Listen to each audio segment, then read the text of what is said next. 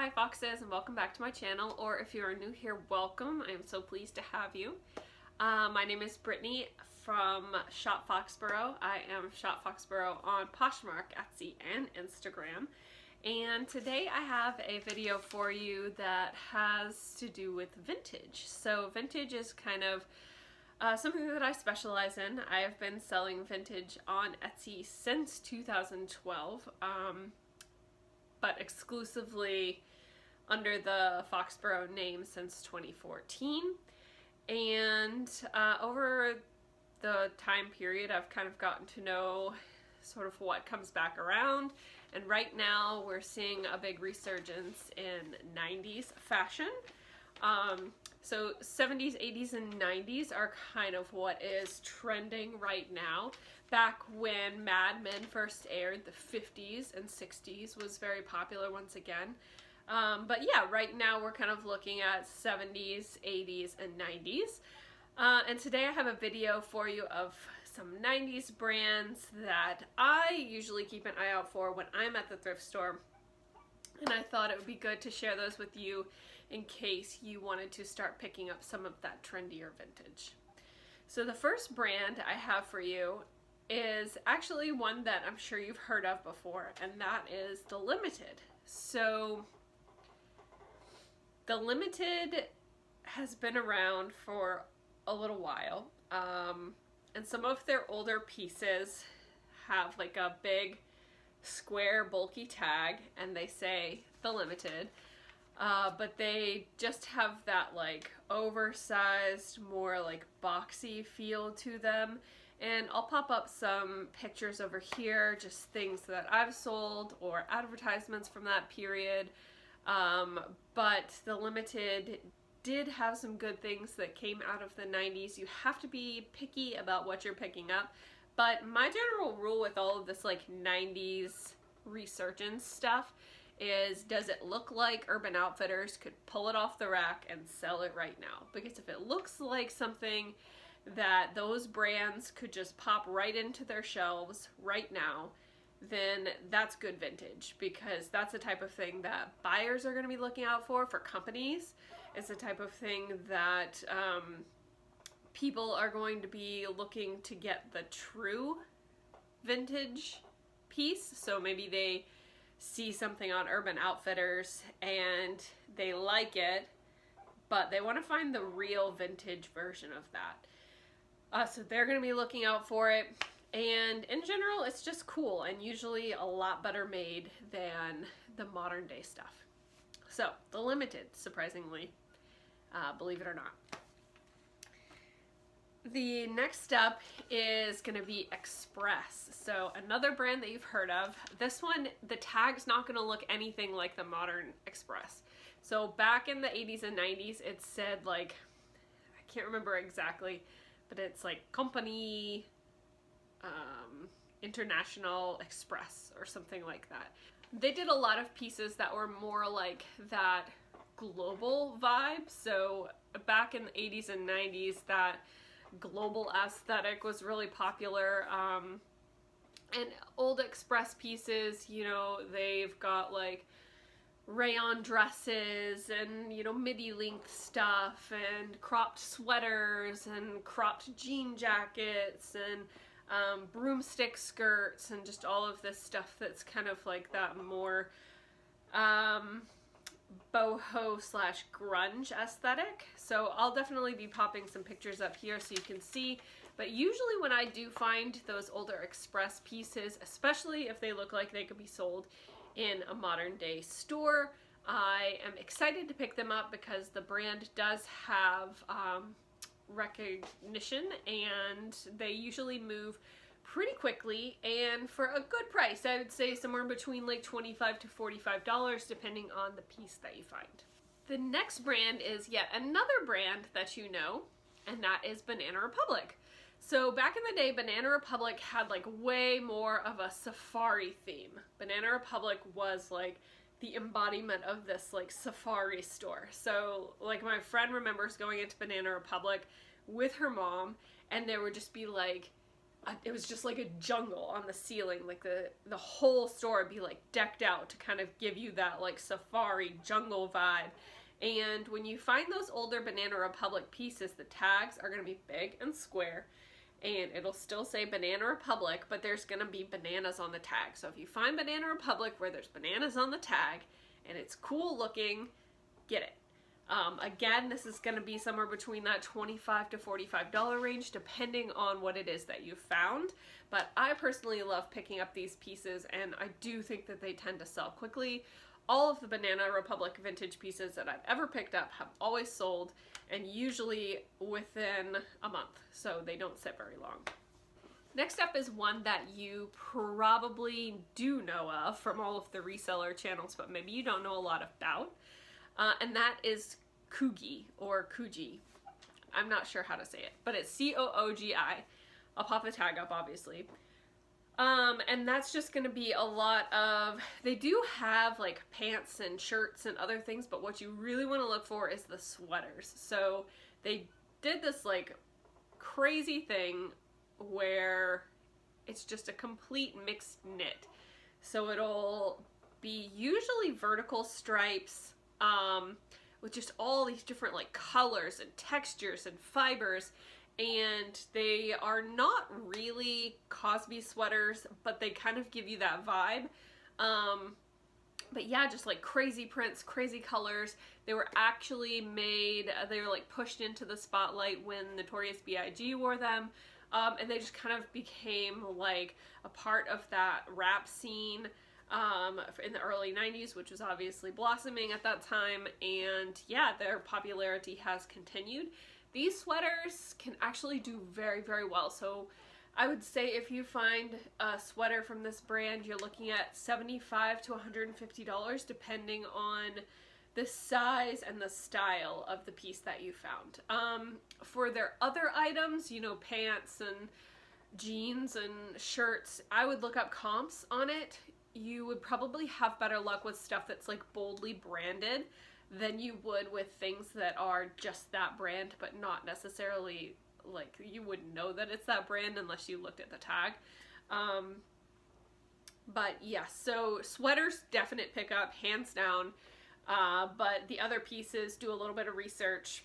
Spell out stuff is going to be a lot more popular than, say, you know, a pair of jeans where it doesn't have like Coogi on it anywhere. So next up is another brand that I love finding, and that is Laura Ashley.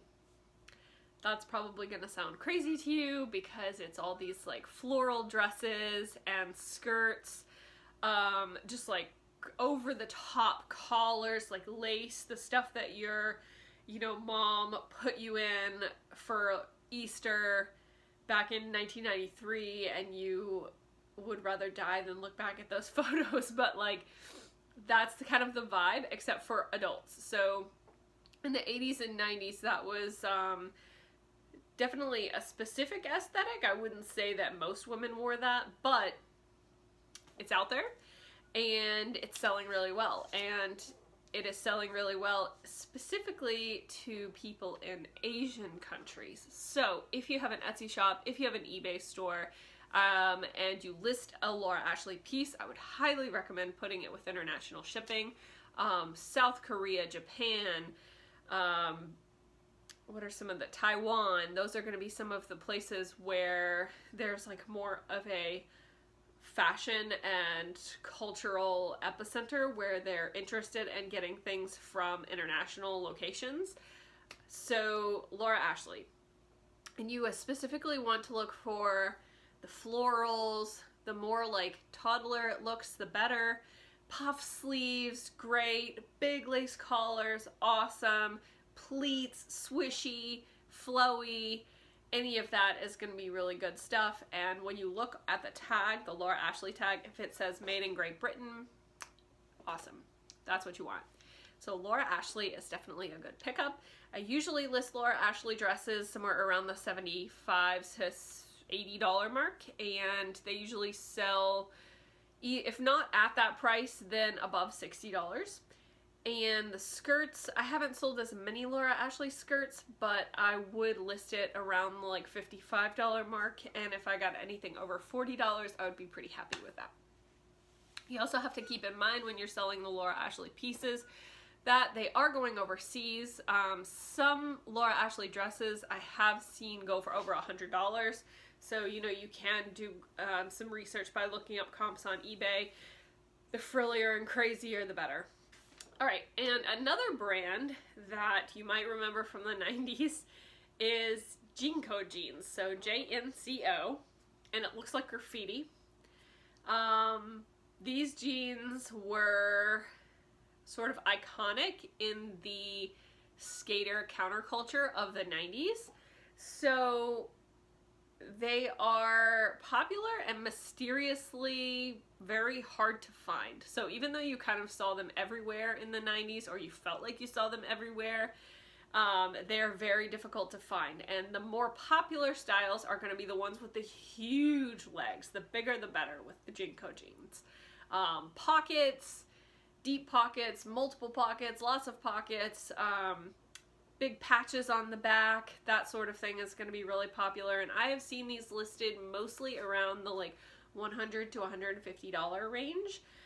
So if you find a pair of Jenko jeans, toss them up real quick. They're awesome for people who want to relive that era, and then just as a kind of weird piece of fashion history too, because I mean, those jeans were gigantic, and I remember them, and my mom would not buy them for me, that's for sure.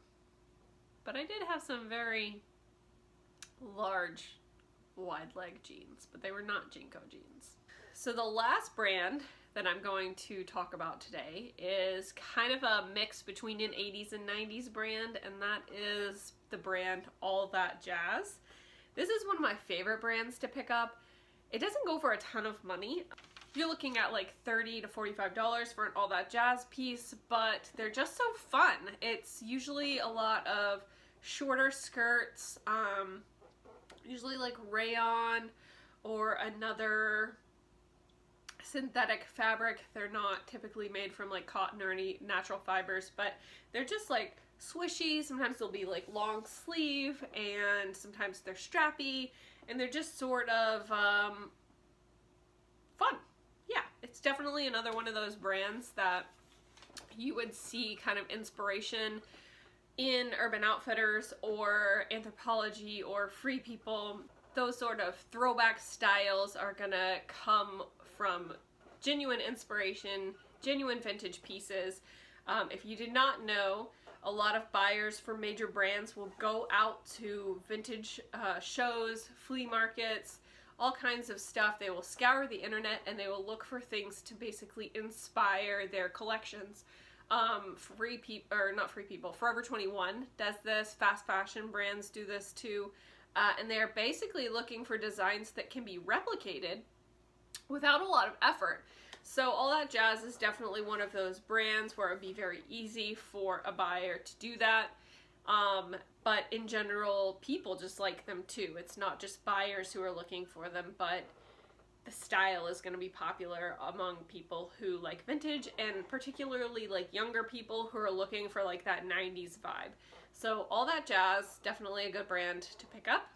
And then I'm also going to throw in here a shoe brand. So I don't know if any of you guys remember Kswiss, but that classic white sneaker is definitely sought after. You know, the nicer condition, the better, but there is a gigantic market for sneakers. Obviously, Poshmark has their own sneaker market right on the app, but if you can ever find like vintage sneakers, vintage Air Jordans, stuff like that, vintage Nike, those are all going to be worth picking up if they're in good condition, because that vintage shoe market is definitely there. But yes, Kswiss, it's like a white shoe. It's got the 3 bands on the side, and that is coming back around. People do love those. People always love a classic white shoe. But yeah, they're the ones that kind of started that like you gotta keep your sneakers in like pristine condition because they're solid white top to bottom. So just like cleaning their sneakers every day. And yeah, so if you can find a good pair of Kswiss, then I would definitely pick it up. And the last thing I'm going to talk about is just kind of some groupings that you should be thinking about when you're looking at 90s fashion. So these are the sort of groupings that people are going to be like searching for. So one of those is clueless or preppy style. So if someone's got like a, you know, 90s party that they're going to, or they're younger, like that younger demographic, they're going to be looking for like those plaid mini skirts, the little crop tops, the matchy sets, stuff like that is going to be really popular for anyone searching for clueless style stuff. Then you've also got the people who love grunge. So you're talking about like India cotton, like long flowy dresses, Doc Martens, buffalo plaid, torn up, beat up sort of stuff, those band tees, especially vintage band tees, you know, Stone Temple Pilots, Nirvana, 9 Inch Nails, any of that sort of stuff that you can find that would kind of fit into that grunge aesthetic. Is definitely going to be worth considering to pick up, especially if it is an actual vintage piece and not just a reproduction. God forbid you ever find a vintage Nirvana shirt. Oh my god, pick that up. That stuff goes for some real money. And the next thing is going to be streetwear and street style. And you can kind of think about this as like almost like rapper style from back in the 90s. You're looking at like oversized track jackets, those, you know, classic Timberlands, like that sort of look, that sort of vibe. The baggy pants. I'm not saying to pick all of those things up, but when you're looking at the individual pieces, see if it fits into any of these sort of trendy groupings of 90s items. And then I won't go into as much detail on these, but you've also got like your rugby style and your biker style. So rugby style is going to be like 90s polo Ralph Lauren. Biker style is going to be like vintage Harley Davidson stuff, Indian motorcycles, any of that sort of gear. That's going to be popular with a certain group of people as well, and perhaps worth looking up. So I hope that those tips kind of give you an idea of somewhere to start with 90s stuff. A very interesting thing to do is that you can go on Poshmark and you can type in 90s or 90s style, and you can see what has sold recently or what has been listed recently. You can sort by the brand vintage. You can select what is sold only, and you can kind of get an idea of what people are buying in that 90s era, and kind of make your own buying decisions based off of that, because sometimes 90s stuff or vintage stuff is just not going to have a brand. It's not going to have anything that's recognizable, but that doesn't mean that it's not valuable. And these are just a couple of brands to like help you, if you're outsourcing, you can remember these. There's only a few of them, and then you at least know you might have something. It might be worth picking up. So I hope that you liked this video. Give me a thumbs up if you did, and I hope that I will see you in my next video, and I hope that you will hit subscribe. If you like vintage content, if you like educational content, like Poshmark stuff, go ahead and hit that subscribe button, and I will be so happy to see you in my next video. Okay, have a nice week. Bye!